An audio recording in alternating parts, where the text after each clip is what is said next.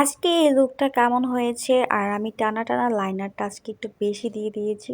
So চলো মেকআপটা start করা যাক।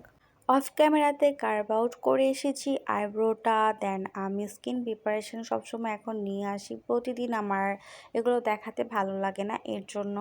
তো এর জন্য আমি এখন আই মেকআপটা করে ফেলবো আগে। তো একটু কাট ক্রিজ করে নিলাম। আর আমি ব্লাশ প্যালেট থেকে আজকে আই মেকআপটা করব। আই ম্যাজিকের এই ব্লাশ প্যালেটটা আমার অনেক বেশি পছন্দ।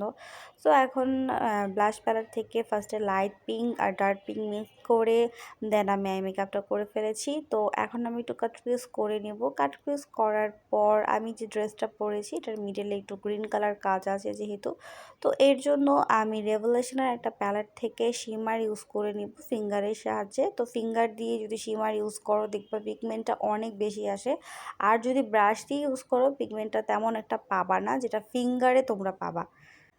সো এই তো এখন আমি সুন্দর করে হোয়াইট কালার একটা শেড নিয়ে ওই শিমারের উপরে যে একটা খালি জায়গা ছিল কাট ক্রিজের ওইখানে আমি বরাট করে দিলাম। এটা দিলে অনেক সুন্দর হয়।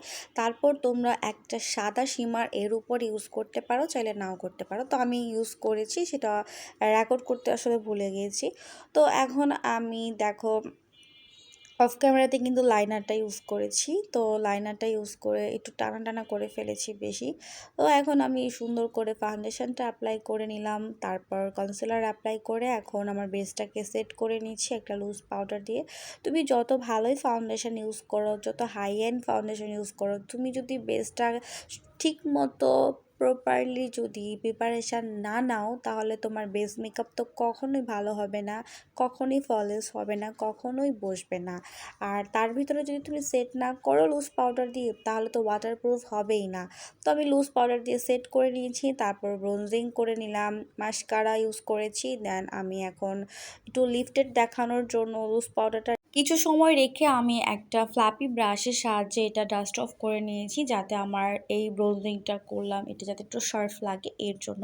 তো আমার যেহেতু ছোট ছোট চোখ এর জন্য আমি একটু নুড কাজল বা হোয়াইট কাজলটা ইউজ করি, আমার কাছে ভালো লাগে। আর ব্ল্যাক কাজল আমি খুবই কম ইউজ করি, যখন আমি নুড টাইপের কোনো আই লুক করি তখন আমার ব্ল্যাক কাজলটা কাজে লাগে, এছাড়া আমি আর ইউজ করি না, খুবই কম ইউজ করি। তো আমি এখন ব্লাশ ইউজ করে নিলাম অ্যান্ড হাইলাইট ব্লাশ ইউজ করার পর হাইলাইটার ইউজ করে নিলাম। আর হাইলাইটার হচ্ছে পার্পল আর পিঙ্ক কালার দুটা শেড মিক্স করে আমি মিক্স ম্যাচ করে হাইলাইটার ইউজ করতে পছন্দ করি, ব্লাশেও সেম তাই। তো আমি এখন সুন্দর করে লিপটাকে একটু ড্র করে নিলাম, ড্র করার পর একটা লিপস্টিক অ্যাড করলাম। সো এই কম্বিনেশনটা আমার কাছে খুব ভালো লাগলো, যে ড্র করার পর যে কোনো কালার দিলে কিন্তু খুবই সুন্দর লাগে। আর এটা হচ্ছে আমার ফাইনাল লুক। তো বলো আমার আজকের লুকটা কেমন হয়েছে? সো টাটা, আল্লাহ হাফেজ।